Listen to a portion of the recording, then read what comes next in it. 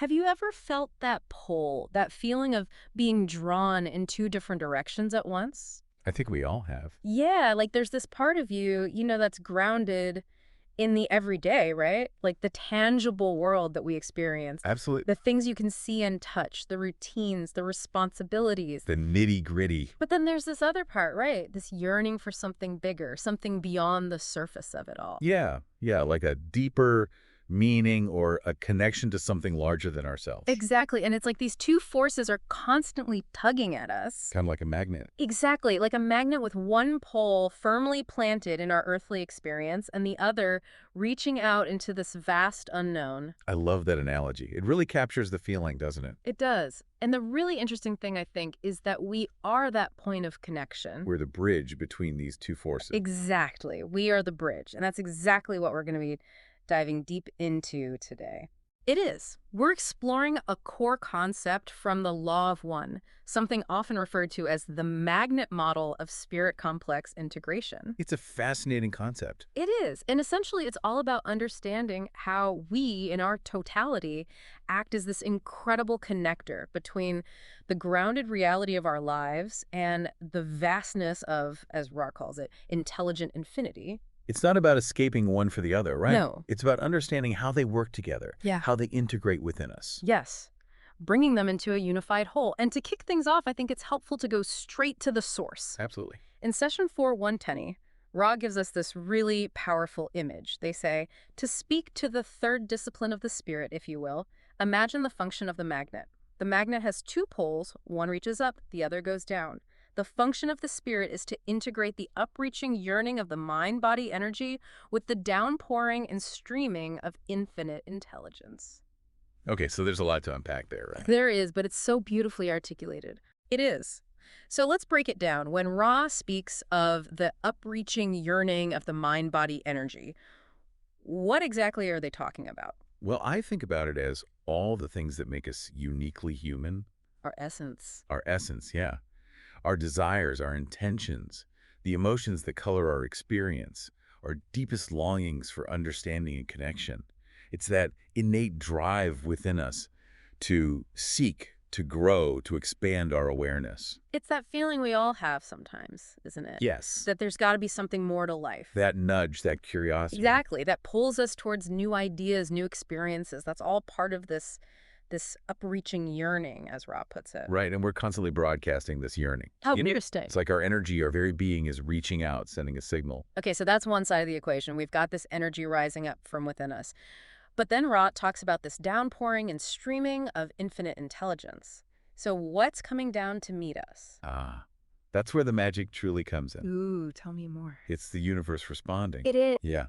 It's that flow originating from the creator, from what Ra calls intelligent infinity. It's a constant stream of pure light, pure love, pure wisdom. It's always available, always responsive to that upward reach. It's like the universe is saying, hey, I hear you. Absolutely. You're sending out a signal and the universe is sending one right back. It's a reciprocal dance. So on the one hand, we've got this inherent desire, this energy rising within us, and then we have this flow of wisdom, of light descending. And the crucial part, as Ra emphasizes, is that the spirit acts to integrate these two. It's the meeting point. The nexus. The nexus, where our human experience and this divine essence merge into one. It's where the magic happens. It is. It's the fusion point, I guess you could say. Yeah. And the spirit isn't just passively receiving these energies. Oh. It's the active force that blends them, that weaves them together into a cohesive spiritual energy. It's the link that makes transformation and evolution possible. It's the alchemist. It is. It takes those raw ingredients, the upward yearning and the downpouring light, and creates something new, something transformative. So it's not just about us blindly reaching out into the void. No. There's this intelligent response, and our spirit is the key to making that connection meaningful. Exactly. Now, Ra also uses another interesting metaphor to describe the spirit complex. Oh, yes. They talk about it as a shuttle or a channel. Right, channel, I get. It's a pathway, right. But the idea of a shuttle, that's really intriguing to me. Me too. What does that dynamic imply? Well, it suggests movement. Okay. This back and forth flow. Okay. The spirit complex isn't just a static conduit. It's actively involved in receiving these inpourings, as Ra calls them. Inpourings. Yeah. They're these energies, these influences that come from all over the place, from the cosmos, from our planet, from our individual lives. And the spirit complex takes these inpourings and guides them into the very core of our awareness, our consciousness. So it's not just a one-way street? No, it's a dynamic exchange. It's a constant interplay of energy and information happening within us all the time. And this process, this integration, ultimately leads to what Ra refers to as the gateway to intelligent infinity. Ah, yes, the ultimate destination. Yeah, that sounds pretty profound. It is. What is it? That gateway, well, it represents our potential to connect directly with the infinite creator, Wow.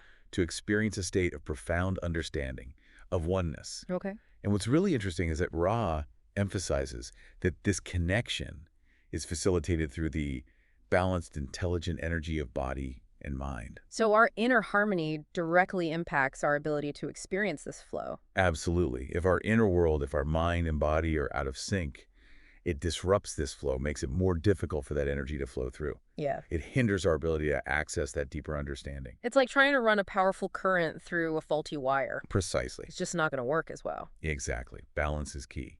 And to really grasp this magnet model, I think it's helpful to explore some metaphors. Oh, metaphors. I love metaphors. Give me some metaphors. Okay. Imagine a tree, right? Yeah, a tree. Its roots are firmly planted in the earth, drawing sustenance from the physical world. Okay. That's your downward connection, your connection to your experience. But its branches, they reach upwards, towards the sky, towards the light. That's the upward yearning. Exactly. Your connection to the infinite.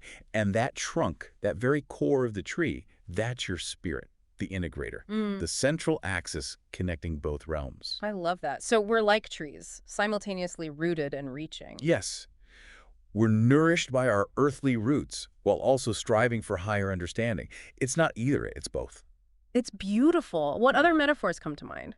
Well, think about a lightning rod. Okay, a lightning rod. It's grounded, it's connected to the earth, but its purpose is to draw down that immense power of cosmic energy from the sky. To channel it safely. Yes. Your spirit, in a similar way, acts as that conductor, drawing that energy into your being.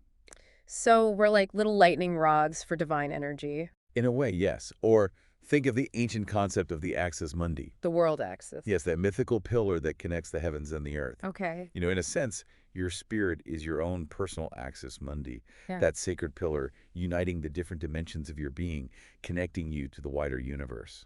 These are all such powerful images. And you said earlier that the magnet isn't just something we have, it's something we are. Right. What did you mean by that? Well, it's not just about possessing a spirit that acts like a magnet. Oh, okay. It's about recognizing that your entire being is this magnetic field. Oh. It's constantly interacting with both the earthly and the divine. Your consciousness, your intentions, your love, these are all integral parts of this force field that both attracts and radiates energy. It's not a separate tool. It's an inherent aspect of who you are. It's woven into our very fabric. Exactly. Oh. And understanding this, it has huge implications for how we approach our spiritual growth.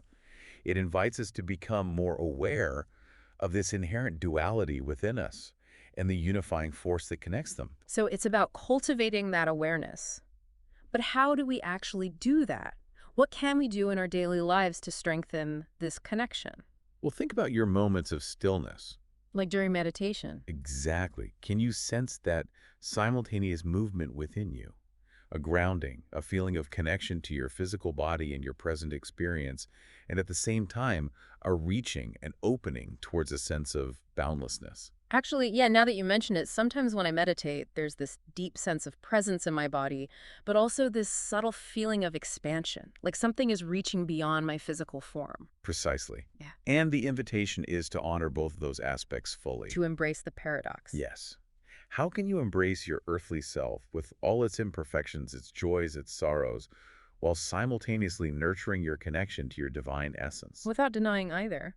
Exactly. It's not about choosing one over the other. It's about holding both in this sacred and loving balance. It's about integration. Yes, just like that magnet bringing those two poles into perfect alignment. And this concept of unity, it seems to be a central theme in the Law of One. It is. How does this magnet model fit into that broader understanding? Well, it's intrinsically linked. Ra reminds us in session 73.3 that each entity contains within its mind-body-spirit complex all the experience of the creator. It is uniquely a portion of the one creator. So you, as this magnet, you're not separate from the source you're drawing from. We are the source. In essence, yes, you are the creator experiencing itself through the unique lens of your individual life. That upward yearning you feel, it's the creator's own inherent drive to know itself. Wow. And the downpouring light, it's the creator's love and wisdom returning to its source. So it's not just us trying to connect to something outside of ourselves. We are that something. Precisely, we are integral parts of the one. The magnet is part of the field itself. And that realization, it dissolves the illusion of separation, doesn't it? It does, and the spirit complex acts as that vehicle for remembering, for recognizing our fundamental unity with all that is. That's a beautiful thought. Now, we mentioned earlier that Ra emphasizes the importance of balancing the mind and body for the spirit to function clearly. Can you talk more about that? Why is this balance so important? Well, think of the mind and body as the foundation upon which the spirit operates. Okay. If that foundation is shaky or out of balance, the flow of energy through the spirit complex is going to be disrupted. It's like building a house on sand. Exactly. And Ra often speaks of the energy centers or chakras as these vital points within the mind-body-spirit complex. They're like gates that regulate the flow of spiritual energy. Mm. And when these gates are blocked or misaligned, the process of integration is hindered. So achieving inner balance isn't just about feeling good, it's essential for spiritual growth. It is. And in session 5.2, Ra gives us a really helpful clue on how to cultivate this balance. Oh, what do they say? They say that the key to balance may then be seen in the unstudied, spontaneous, and honest response of entities toward experiences, and in the reflection of the self upon these experiences in order to process them and balance them. So it's about being present and authentic in our experiences, but also taking the time to reflect on them. Exactly. It's about allowing ourselves to feel our emotions fully, to engage with life without judgment or suppression. But then it's about taking that extra step, engaging in some honest and compassionate self-inquiry. Hmm. Asking ourselves, why did I react that way? What underlying beliefs or patterns are at play? What can I learn and integrate from this experience? So it's not about ignoring or suppressing our emotions, it's about understanding them. Right. It's about processing them, Yeah. integrating them so we can move forward in greater balance. And that, in turn, allows our spirit to function more effectively as that integrator, that magnet. Precisely. And speaking of creating clarity, of facilitating that connection, Ra consistently emphasizes the importance of silence and meditation. Yeah, absolutely. Meditation is described as a pathway to discovering intelligent infinity within. So, in the context of this magnet model, what is it about silence that's so crucial? Well, I think about silence as a way to create space. It's a way to let the external distractions fade away so we can turn our attention inward. It allows us to become more attuned to the subtle energies within us, to really listen to our inner voice. To refine our receptivity. Yes, it's in that stillness that the magnetism of our spirit can strengthen, that our connection to that downpouring light can become clearer. It's like we're tuning our instruments. Exactly. We're quieting the external noise so we can better receive those internal signals. And it's in that silence that the spirit begins to remember its true nature. It remembers its connection to intelligent infinity. Precisely. And Ra also highlights the role of service to others as another key practice. Yes, they talk about selfless service as a way to connect with intelligent infinity. How does that fit into this magnet framework? Well, I think acts of service, especially those done with genuine love and without any expectation of personal gain, they act as a powerful way to open our hearts. Oh, okay. They clarify our spiritual channel. Ra describes them as a kind of magnetic offering to the universe. Interesting. Yeah, when we extend love and compassion outwards, we're essentially aligning our magnetic field with the vibrational frequency of the Creator. We're aligning ourselves with that love and unity. Exactly. It's like we're calibrating our inner magnet to that frequency. And service to others, it's a fundamental part of what Ra calls the path of positive polarization. The path of positive polarization. Yes, a direction of spiritual growth centered around love and service. And it illuminates the gateway to intelligent infinity within us by directing our energy outwards in a selfless and loving way. It's like we're clearing the path for that light to shine through. Exactly. And all of this, all these practices, they're preparing us for that deeper connection. For that gateway to intelligent infinity. You see, an awakened and balanced spirit complex, it acts as a powerful magnet, naturally drawing us toward direct communion with the Creator. So it's a process of becoming. It is. And Rana describes this beautifully in session 50.9. They say, the spiritual complex begins to be activated. The experience then of the creator, by the creator, begins to occur. The energy of the spirit is first a moving, then a connecting, and finally the indigo ray being is able to begin to contact the gateway to intelligent infinity. And here, indigo ray being, that refers to the awakening of our intuition, our inner vision. So it's like our inner eye is opening. Precisely.